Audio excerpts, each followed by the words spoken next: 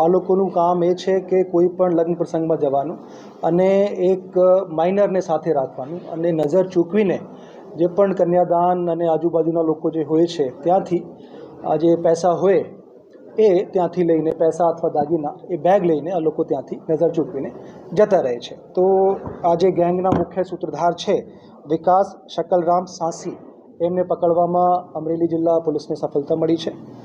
એ વ્યક્તિ પાસેથી કુલ 14,31,647 રૂપિયાના મુદ્દામાલ કબજે કરવામાં આવ્યા છે.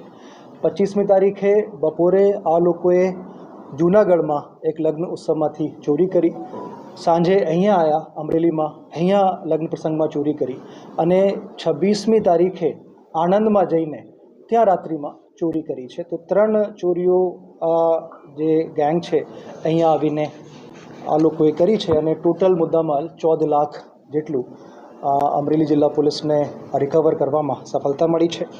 આ સૂત્રધાર અહીંયા અમરેલીમાં જ હતો અને ફરીથી, કેમ કે લગ્ન સિઝન ચાલે છે, તો અહીંયા ફરીથી કોઈ લગ્ન ઉત્સવમાં જઈને ત્યાં ચોરી કરવાની ફિરાકમાં હતો. અમારી ટીમ પહોંચી, બાકી મેમ્બર્સ ભાગી ગયા, પણ એક જે મુખ્ય સૂત્રધાર છે એ અમને મળી ગયા છે. બાકી 3 ગેંગ મેમ્બર્સ બાકી છે, સેમ ગામના.